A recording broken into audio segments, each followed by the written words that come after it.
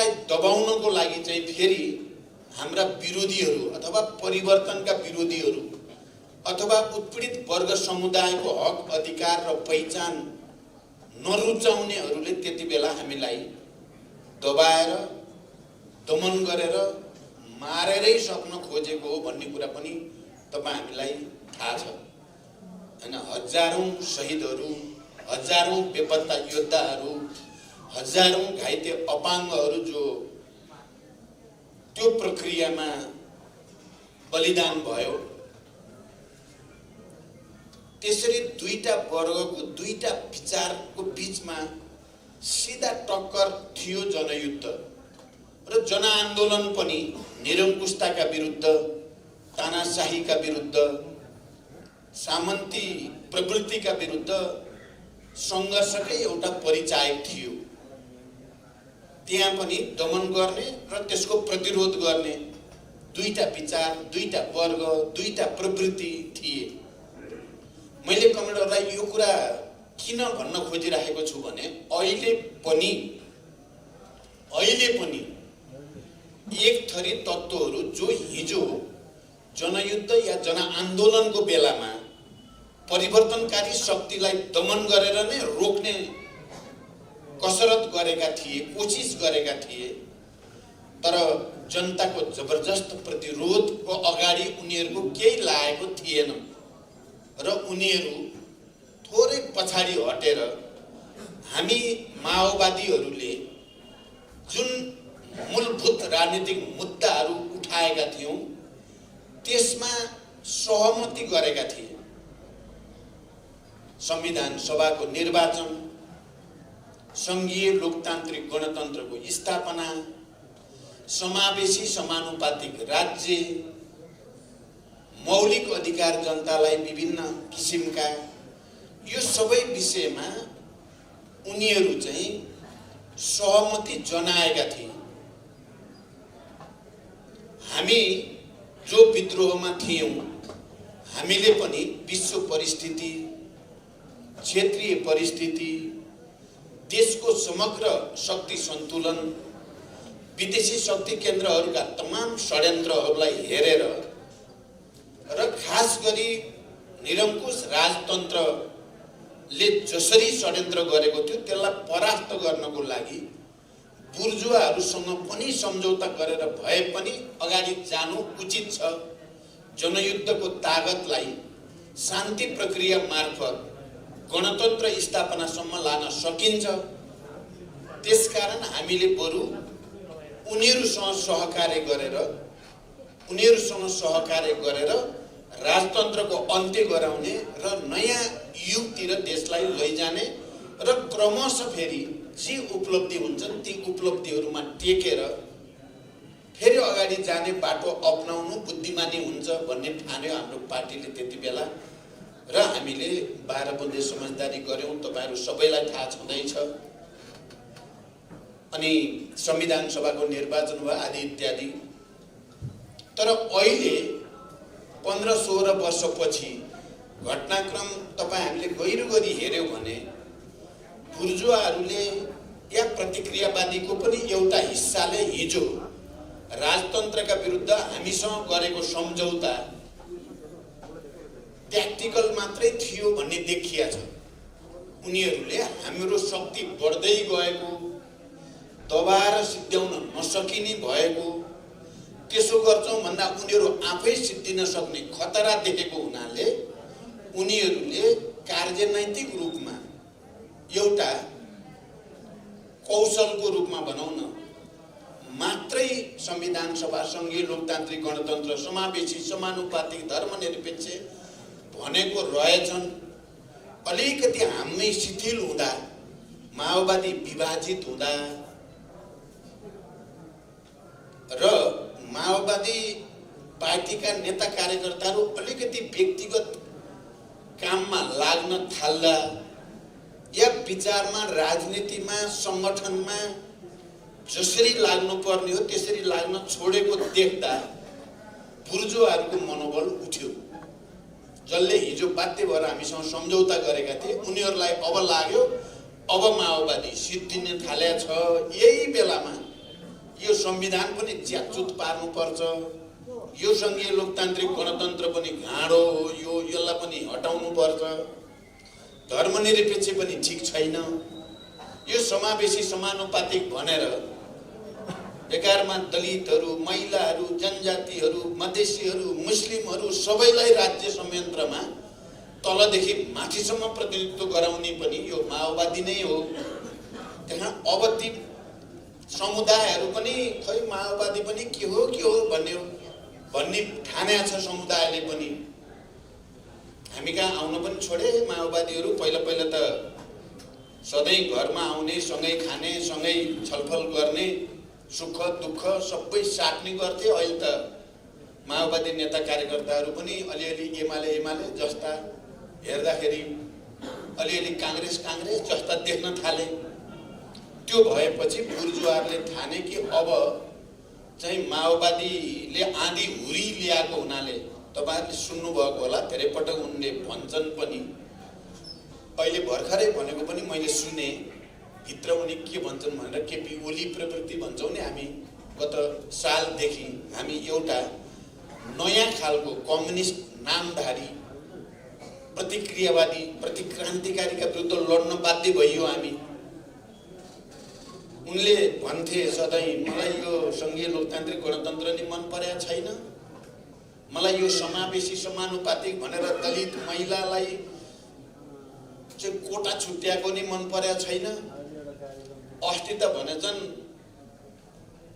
ज्ञानेन्द्रका केही मान्छेहरूसँग भेटेर भने भन्ने सूचना मैले पाएँ, मलाई जिन्दगीभरि यो गणतन्त्र मनै परे होइन, बाध्य भएर गरेको हो, त्यसकारण मौका आयो भने यो उल्ट्याउने हो भनेछन्। तपाईहरु विचार गर्नु होला स्थिति कहाँ पुग्या रहेछ त। त्यसो भएर स्थिति के देखियो भने अहिले पनि दुईटा विचार, दुईटा वर्ग, दुईटा प्रवृत्ति, एउटा जनतालाई अधिकार सम्पन्न गर्नुपर्छ या पाएको अधिकारको रक्षा हुनु पर्यो र थप अधिकारको निम्ति लड्दै जान पर्यो भन्ने विचार एउटा विचार, र त्यसले उत्पीडित वर्ग समुदाय सबैसँग एकाकार भएर निरन्तर आन्दोलन गरिराख्नुपर्छ, नत्र भने उल्टिने खतरा छ भन्न ठान्छ। त्यो एउटा विचार। एउटा चाहिँ यी प्राप्त भएका उपलब्धिहरू उल्ट्याउनु पर्छ र पुरानै ठाउँमा जानुपर्दछ। हिजो जसरी जनयुद्धको बेलामा या जनआन्दोलनको बेलामा क्रान्तिकारीहरूलाई सखापै पार्नुपर्छ भनेर लागेका थिए नि राज्यहरू, त राज्य या वर्ग समुदाय एउटा विचार त प्रतिक्रियावादी जसलाई हामी भन्छौँ लागेका थिए नि। नसकेर न हामी यहाँ छौँ, अहिले जनताले हामीलाई साथ दिएर न हामी यहाँ छौँ, प्रतिक्रियावादीले दया गरेर हामी यहाँ भएको त होइन। सङ्घीय लोकतान्त्रिक गणतन्त्र त्यो वर्गले चाहिँ माया गरेर हामीलाई दिएको त होइन, हामीले लडेर प्राप्त गरेको अधिकार हो त्यो। अहिले त्यसलाई उल्ट्याउने षड्यन्त्र भयो र यो बीचमा तपाईहरुले सायद सबैले पनि केही न केही अनुभव र अनुभूति गर्नुभयो होला। हामीले त्यति बेला भन्यौं पनि पार्टीभित्र एउटा त हामीले सोच्यौं सपना, कम्युनिस्टहरूले अलि परसम्म जाने सपना देख्छन् भनेर लेनिनले उहिले सपना देख्नु जायज हो भन्ने छ के। सपना भनेर नराम्रो कुरा भने होइन, राम्रो सपना देखेर त्यो सपना पूरा गर्नको निम्ति संघर्ष गर्नु कम्युनिस्टहरूको चरित्र र विशेषता हो। हामीले धेरै सपना देख्यौं, जनयुद्ध, शान्ति प्रक्रिया, संविधान, गणतन्त्र, यी सबै तिनै सपना देखेर आन्दोलन गरेको हुनाले पूरा भएका हुन्। र हामीले पछिल्लो चरणमा अब संविधान बन्यो। संविधान यद्यपि त्यसमा थुप्रै अधुरा अपुरा छन्, हामीले भने जस्तै त भएको छैन, तर फेरि पनि अहिलेलाई यति नै प्राप्त गर्न सकिने भएको हुनाले त्यति लिएर अगाडि जाने भन्यौं। हामीले मतभेद पनि राख्यौं संविधान सभामा, यतिले पुग्दैन, भोलि हामी अनुकूल समयमा यो चीज संविधान संशोधन गरेर लानुपर्छ जनताको भावना र आवाज अनुसार भनेर पनि भन्यौं।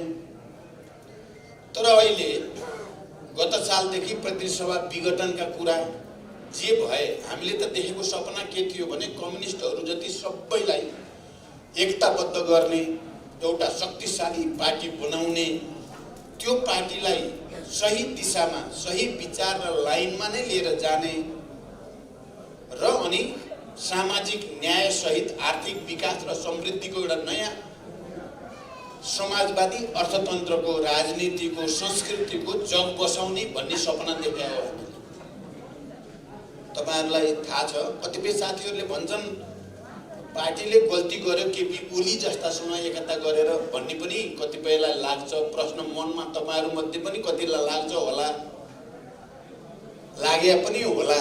किन गर्नु पर्या थियो त्यस्तो चाहिँ जालीफटासँग भन्ने पनि लाग्ला। तर हामीले देखेको सपना नराम्रो थिएन र हाम्रो सपना सही थियो भन्ने कुरा कम्युनिस्ट देशभरिका कार्यकर्ता र जनताले, समर्थक जनतामा जो ऊर्जा पैदा भयो र झन्डै 2/3 पुर्याइदियो नि। हामीले लिएको नीति गलत हुन्थ्यो भने त जनताले र कार्यकर्ताले त्यत्रो उभारको साथ समर्थन गर्दैनथ्यो। कारण नेतृत्वको विचार, नेतृत्वले देखेको सपना एउटा महान सपना नै थियो, हो नै थियो। तर यो प्रतिक्रियावादीहरूलाई सह्य भएन, प्रतिक्रान्तिकारी जाली फटाहरूलाई सह्य भएन। कारण उनीहरूले डे 1 देखि, पहिलो दिनदेखि नै षड्यन्त्रहरू सुरु गरे र सबभन्दा बढी षड्यन्त्र तपाईँ हामीलाई थाहा छ, दुनियाँभरि प्रतिक्रान्ति हुँदा प्रतिक्रान्ति चाहिँ भन्ने कुरा वास्तवमा तपाईँ हामी हेर्यौं भने रुसी क्रान्ति भन्छौँ नि हामी, समाजवादी क्रान्ति लेनिनहरूको नेतृत्वमा सम्पन्न भएको क्रान्तिदेखि माओको नेतृत्वको क्रान्तिसम्म थुप्रै दुनियाँका चाहिँ युरोपका थुप्रै देशमा भएका समाजवादी सत्ताहरू, क्रान्तिहरू भनौँ, यो पुँजीपतिले लडेर कम्युनिस्टहरूलाई पछारेर चाहिँ पुँजीवाद आएको कहीँ पनि होइन। एकदम हेक्का राख्नु होला, यो महत्त्वपूर्ण कुरा छ। सबै ठाउँमा पार्टी भित्र नै नेताहरूलाई नै वैचारिक ढङ्गले विकृत गराएर अथवा अन्य तरिकाले खरिदिएर साम्राज्यवादीहरूले या भित्र फुट पारेर या नेताहरूलाई चाहिँ राष्ट्रिय र अन्तर्राष्ट्रिय ताकतको साथ चाहिँ त्यसलाई पतन गराएर चाहिँ कम्युनिस्ट पार्टी भित्रैबाट प्रतिक्रान्ति भएका छन्। के रुसमा प्रतिक्रान्ति भएको अमेरिकाले सेना ल्याएर लडेर भयो र या रुसका पुँजीपतिहरूले कम्युनिस्टहरूलाई चाहिँ का विरुद्ध लडाईँ लडेर चाहिँ भएको हो त? तपाईँ हेर्नुभयो भने कहीँ पनि दुनियाँमा कम्युनिस्टहरू सिद्धिएको या कम्युनिस्ट क्रान्ति असफल भएको या प्रतिक्रान्तिमा बदलिएको छ भने त्यो कम्युनिस्ट पार्टी भित्रकै केही मान्छेहरू पतित भएपछि अनि प्रतिक्रान्ति त्यहीँबाट भएको छ। हामी भन्छौँ नि इन्टरनल इज डिसिसिभ भन्छन् क्या, आन्तरिक नै मुख्य कुरा हो। हामीले देखेको सपना त कम्युनिस्ट जतिलाई एकताबद्ध गर्ने, जनतालाई उत्साहित पार्ने, समाजवादको निर्माण गर्ने सपना थियो।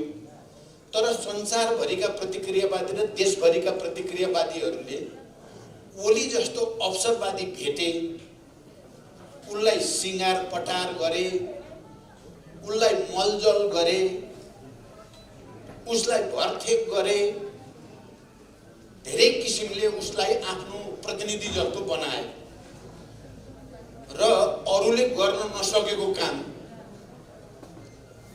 कम्युनिस्ट पार्टीको अध्यक्ष र प्रधानमन्त्रीबाट गराउन सफल भए। विचित्र विडम्बना होइन त यो? हेर्दा हेर्दै तपाईँ हामीले पहिला त किताबमा पढिन्थ्यो, कहिले ख्रुश्चेभलाई गद्दार भनेर पढियो होइन, अनि गोर्बाचोभ, बोरिस येल्सिन यस्ता गद्दार प्रतिक्रान्तिकारी भनियो, ती पनि कम्युनिस्ट पार्टीकै नेता थिए। हाम्रो पार्टीभित्र पनि ओली प्रवृत्तिलाई हिजोका राजा महाराजाहरू, हिजोका र आजका दलालहरू, विदेशी प्रतिक्रियावादी शक्तिहरूले के ठान्यो, यसले मात्रै माओवादीलाई ठिक गर्न सक्ने भेटियो बल भन्ठाने तपाईले यसरी कतिको विचार गर्नु भएको छ मलाई थाहा छैन। त्यसो भन्ठानेर उसलाई मलजल गरे। अब हाम्रो अगाडि के भयो त हामीले त पार्टी बलियो बनाउने, ठुलो बनाउने, राम्रो बनाउने, त्यति बेला राजनीतिक प्रतिवेदनमा जे सहमति भएको छ राम्रो छ प्रतिवेदन। तपाईहरुले पढ्नु भएको छ कि छैन फेरि पढ्नु होला, जनतालाई लहर बुझाइदिनु यति राम्रो एकता भएको थियो भन्न पर्ने हुन्छ।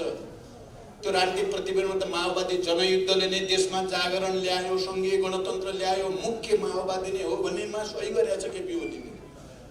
त्यतिकै गरेको एकता पनि होइन।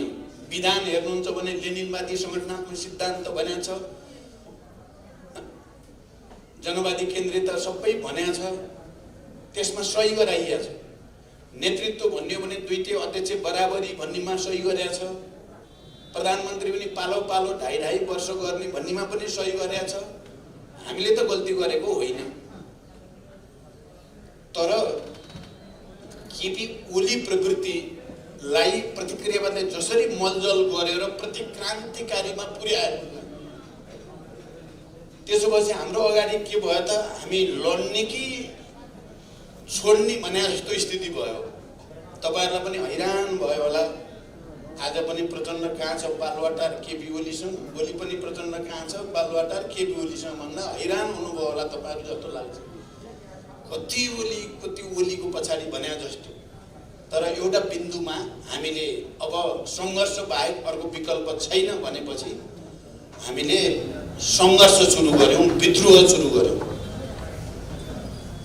सुरुमा त हामीले त्यो संघर्ष गर्दा मानिसहरूलाई यो अगाडि बढ्ला सफल होला जस्तो लागेको थिएन। जसरी हिजो जनयुद्ध सुरु गर्दा नि लाग्दैन थियो नि मान्छेलाई यत्रो विशाल शक्ति होला र देशमै चाहिँ गणतन्त्र ल्याउने शक्ति बन्ला भन्ने त लागेको थिएन नि सुरुमा। पोहोर साल प्रत्येक सभा विघटन भएर हामी सडकमा माइतीघर मण्डलमा गएर चाहिँ सडकको भुइँमा पलेटी कसेर बस्दा पनि बिचरा भन्ने लागेको थियो मान्छेहरूलाई। भन्या पनि थिए ओलीवालाहरू त भन्या पनि थिए बिचरा भनेर। तर त्यो पछि गएर त लाखौं जनताको विशाल आँधी हुरीमा परिणत भयो र विघटनको सेटिङ भत्कियो। यो त हामी सबैले देखेकै कुरा भयो।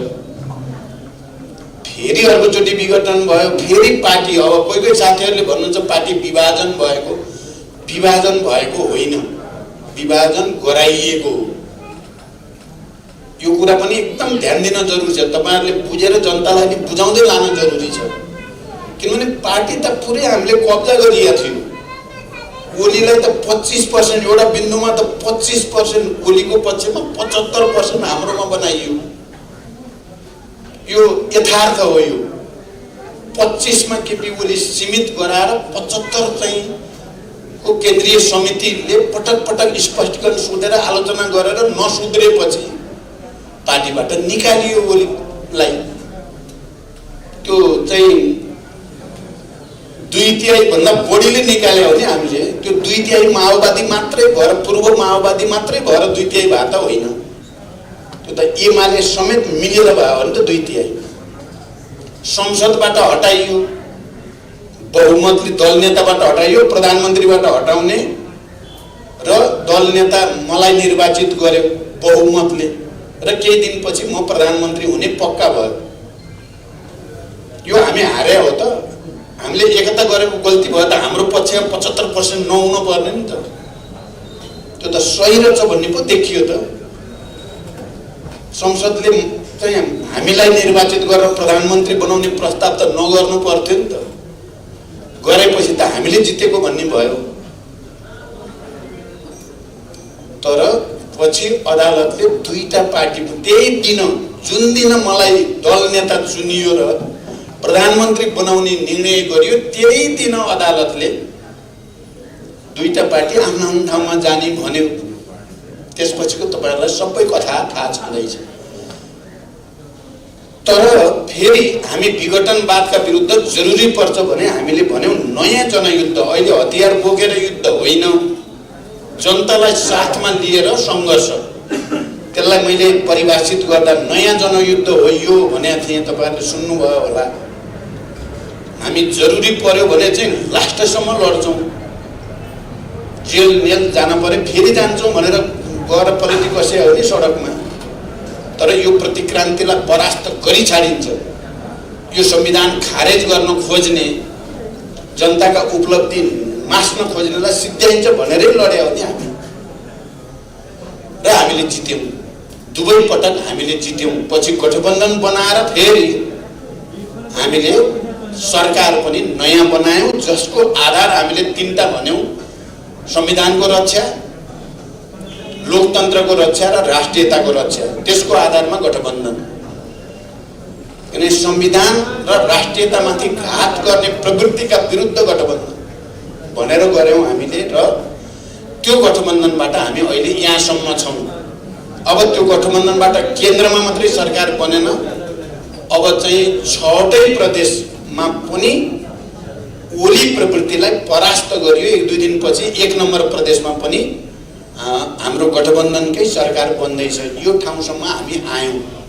यहाँसम्म आउँदा जनताले र हाम्रा अलिकति के हो त माओवादी भन्नेलाई पनि, या कतिपयले चाहिँ सिद्धि अब माओवादी भन्नेहरूले चाहिँ फेरि देशको राजनीतिको केन्द्रमा त माओवादी नै आइपुग्यो, माओवादी केन्द्र नै आइपुग्यो।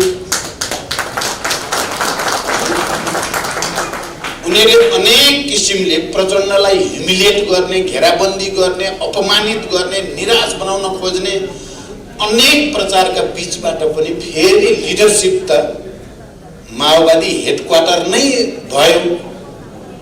अहिले जनताले त्यो कुरा बुझेका छन्। म त तपाईहरुले देख्नुभयो, अस्ति चितवन गएँ, फेरि त्यसपछि सर्लाही पुगेँ। देशभरिका रिपोर्ट पनि मैले लिइराखेको छु। अहिले एउटा बिस्तारै बिस्तारै माओवादी नै रहेछ हामीलाई माया गर्ने भन्ने जनताले फेरि एकचोटि बिचाङ के भयो भन्ठानेको, अब चाहिँ ठिक हुन थालेको हो कि भन्ने जनतालाई परेको छ। र जनताले अब करिब करिब 64 को जस्तै माओवादीलाई नै बरु साथ दियो भने हामीले राष्ट्र पनि बच्ने, संविधान पनि बच्ने, जनताको पनि हित हुने भन्ने चाहिँ बिस्तारै हुन थालेको छ। मैले देशभरिको भनेको, यो देशभरिको प्रवृत्ति हो। तपाईहरुको यहाँ कति छ तपाईहरुले बुझ्नुहुन्छ। जनतामा त्यो चाहिँ आउन थालेको छ। झन् हामीले केन्द्रीय समितिको बैठकबाट र विधानमा नै व्यवस्था गरेर महिलाहरूको लागि विशेषाधिकार 35% कम्तीमा, या दलितहरूको लागि, या युवाहरूको निम्ति, या चाहिँ सबै जनजाति लगायत सबैको समावेशी समानुपातिकताको निम्ति जे संकल्प गर्यौं र वैधानिक व्यवस्था गर्यौं, त्यसको एउटा ठुलो सन्देश गएको छ देशभरि र विश्वभरि पनि गएको छ। तपाईहरुले यो कुरालाई जनताको बीचमा पुर्याउन जरुरी छ। तपाईहरुले यहाँ भन्नुभयो नि, हामी पुराना मुद्दाहरुमा फेरि दृढताका साथ फर्कने र तिनलाई जनतामा नयाँ सिराबाट स्थापित गर्ने अभियान चलेको छ। अहिले फेरि माओवादीतिर प्रवेश गर्ने आउने लहर चाहिँ तराईतिर अझ मुख्य रूपमा निकै ठुलो आउँदैछ है कमजोर। अस्ति त मैले 500-700 शिक्षकहरू, टिचरहरूलाई पार्टीसँग एकताबद्ध गराएर आएँ अस्ति सर्लाहीमा। त्यहाँ जाँदा प्रदेश नम्बर 2 का साथीहरूको हजारौं हजारको लहर भर्खर शान्ति प्रक्रियामा आउँदा तराईमा माओवादी मय भएको थियो। झापादेखि तपाईको चाहिँ कञ्चनपुरसम्म, तर बीचमा निकै ठुल्ठुला षड्यन्त्र भएका थिए माओवादीका विरुद्ध भ्रम छर्नको लागि। माओवादीले संहिता छोड्यो भनिदिएर ठुल्ठुला हत्याकाण्डहरू मच्चाए नि। गौर हत्याकाण्ड, भयानक हत्याकाण्ड, यी सबैद्वारा निकै ठुलो भ्रम पारिएको थियो तराईमा। तर अहिले तराईमा पनि जनताले, मधेसमा बस्ने सबैले माओवादी नै हाम्रो असली मित्र रहेछ भन्ने चेतना फेरि पैदा भएको छ। र पार्टी जो शिथिल भएको थियो 3 वर्षदेखि, अब अहिले सदस्यता वितरण कमिटी निर्माण चाहिँ अब सम्मेलनको तयारी भन्दा देशैभरि गति पैदा भएको छ। अलि चल्न थालेको छ पार्टी, उभारै आइसकेको छैन अझै। थोरै मेहनत तपाईँ हामी सबैले गर्ने हो भने उभार आउने स्थिति छ। उभार आयो भने हामीलाई कसैले रोक्नै सक्दैन। मुद्दा हामीसँग छ, नेतृत्व हामीसँग छ, विचार हामीसँग छ, राजनीति हामीसँग छ, नेता कार्यकर्ताको विशाल पंक्ति पनि हामीसँग छ। त्यसकारण अहिले त्यस्तो स्थिति आउँदैछ। तर अब हामीले हामीले चाहिँ फेरि यो कुरालाई जनतामा बुझाउन चाहिँ सक्नुपर्ने हुन्छ। त्यसकारण कमरेडहरू, हामीले राम्रा राम्रा काम गर्यौं, सामान बनायौं, तर बिक्री गर्न जानिरहेका छैनौं। हामीले मार्केटिङ गर्ने हाम्रो क्षमता अलि पुगेको छैन।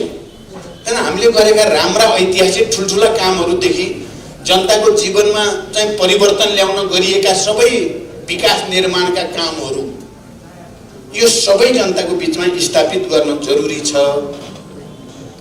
मलाई लाग्छ आज यो शुभकामना आदान प्रदान कार्यक्रममा हामी सबैले एउटा नयाँ संकल्प सहित पार्टीलाई पुनर्निर्माण गर्ने, जनसंगठनहरूको पुनर्निर्माण गर्ने, जनतासँगको सम्बन्ध सुदृढ गर्ने, जनताको बीचमा हामीले अलिकति गल्ती गर्यौं बीचमा अब हामी सच्याउँछौं भनेर आत्मालोचना सहित जनताको घरमा जाने यो काम गर्यौं भने केही महिनाभित्र एउटा उभार आउने सम्भावना छ। म तपाईहरुसँग यही अपिल गर्न चाहन्छु।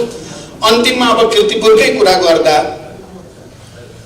यो ऐतिहासिक छ भन्ने कुरा त भइ नै हाल्यो। अब यहाँका समस्याहरूको बारेमा यहाँको मात्रै होइन, काठमाडौँ उपत्यकाको मुख्य रूपमा यो चाहिँ काठमाडौँ, भक्तपुर, ललितपुर सबैतिर सोबासीहरूको समस्या चाहिँ एउटा पुरानो चाहिँ बडो गम्भीर समस्याको रूपमा रहेको छ। सयौं वर्षदेखि बसेको ठाउँको लालपूर्जा छैन भन्ने कुरा अनौठो लाग्छ। अहिले म यो कार्यक्रममा आउनु अगाडि भूमि व्यवस्था मन्त्री र ऊर्जा मन्त्री सँगै थिए र हामीले सोबासी समस्याको समाधान हामीले नै सुरु गर्नुपर्छ र एउटा नयाँ सन्देश चाहिँ उपत्यकाभित्र दिनुपर्छ भन्ने संकल्प गरिएको छ र मैले मन्त्रीजीलाई भनेको छु यो प्रस्ताव लैजानु, सोबासीलाई लालपूर्जा वितरणको प्रक्रिया सुरु गर्नु नै अहिलेको हाम्रो मन्त्रालयको एउटा प्रमुख कामभित्र पर्नुपर्छ भनिएको छ। त्यसकारण कीर्तिपुरमा पनि हामी चाहन्छौँ कि सुरुवात चाहिँ कीर्तिपुरबाटै होस् भन्ने मेरो चाहना छ। म तपाईहरुलाई यो विश्वास दिलाउन चाहन्छु। त्यस्तै कीर्तिपुर सांस्कृतिक रूपले ऐतिहासिक धरोहर भएको ठाउँ पनि हो। यहाँको लाखु दरबार र तलेजु मन्दिर चाहिँ भत्काएर ओडा के बनाउने भन्ने चाहिँ एमालेवालाहरूले गरेका रहेछन्। हाम्रो विचार के छ भने त्यो दरबार र तलेजुको त पुनर्निर्माण पो गर्नुपर्छ, ओडा त जता गरे पनि हुन्छ नि। त्यहाँ सांस्कृतिक सम्पदाको रक्षा गर्ने कुरा पनि कीर्तिपुरको निम्ति एउटा महत्त्वपूर्ण कुरा हो भन्ने मलाई लाग्छ। सांस्कृतिक सम्पदाको रक्षामा तपाईहरुले तलबाट पनि व्यापक रूपले आवाज उठाउन जरुरी छ। हामी माथिबाट पनि त्यसको पक्षमा आवश्यक नीति निर्माण गर्ने कुरा हाम्रो हुनेछ। यो विश्वास पनि म तपाईहरुलाई दिलाउन चाहन्छु। त्यस्तै शिक्षासँग सम्बन्धित या भौतिक पूर्वाधार निर्माण, हुन त म पहिलोचोटि प्रधानमन्त्री हुँदा धेरै नै गरौँला भन्ने लागेको थियो कीर्तिपुरमा। मैले अन्त छोडेर यही कीर्तिपुरको यही निर्वाचन क्षेत्रलाई नै आफ्नो कार्यथलो बनाउने निर्णय गरेको तपाईहरुलाई थाहा छ। तर त्यति बेला पनि यही षड्यन्त्र निकै ठुलठुला षड्यन्त्र भयो। हामी भर्खरै युद्धबाट शान्तिमा आएको हुनाले यो प्रक्रियाका सबै जाल जेलहरू राम्रोसँग बुझ्न पनि सकिएन। मैले त भने झिलिमिलीमै गयो 9 महिना त। तर त्यति बेला भौतिक पूर्वाधार कीर्तिपुरको लागि यसलाई मूल प्रवृत्तिमा चाहिँ जोड्नको लागि बाटोघाटो एउटा महत्त्वपूर्ण आधार हो भन्ने कुरा पटक पटक मैले भनेको थिएँ। ठानकोटदेखि छैमलेसम्मको होस् या चाहिँ यहाँ बीचका बाटाहरू हुन्, यो द्वारा मात्रै यसको भविष्य चाहिँ सुधार्न सकिन्छ भन्ने थियो। गरौँला भन्दा भन्दै हिँड्न पर्ने बेला भयो। मैले त्यो कुरा पहिला पनि भनेको छु। तर अब फेरि एकचोटि हाम्रो हातमा पहल कदमी आएको छ। भौतिक पूर्वाधार निर्माणमा, शिक्षा क्षेत्रका बाँकी काम पूरा गर्नेमा, स्वास्थ्य र रोजगारीसँग सम्बन्धित प्रश्नहरूलाई पनि नयाँ सिराबाट सम्बोधन गर। अब हामी अलि अनुभवी भइया छ कमरेडहरु। अब चाहिँ अलि अनुभवी, पहिलो भन्दा दोस्रो पटक प्रधानमन्त्री हुँदा तपाईहरुले देख्नुभयो धेरै कुरा हामीले सम्हाल्यौं, देशै सम्हालेको, न त देशै के होला भने जस्तो भएको थियो। त्यति बेला कसैले औँलो ठड्याउने ठाउँ थिएन। अब यो तेस्रो इनिङ जस्तो भएको छ। हुन त प्रधानमन्त्री त भइया छैन, सरकार भइएको छ। त्यसकारण यो पटक हामीले राम्रो काम गरेर जनताको मन जित्नुपर्छ। यिनै कुराको निम्ति तपाईहरुले पनि आवाज उठाउनुहोस्, हामी पनि त्यसमा आफ्नो सबै अनुभव र क्षमता सहित तपाईहरुलाई सहयोग गर्छौं भन्ने प्रतिबद्धता सहित फेरि एकचोटि सबै महान चाडहरूको सन्दर्भमा हार्दिक बधाई र शुभकामना भन्दै बिदा हुन्छु। धन्यवाद। अभिवादन।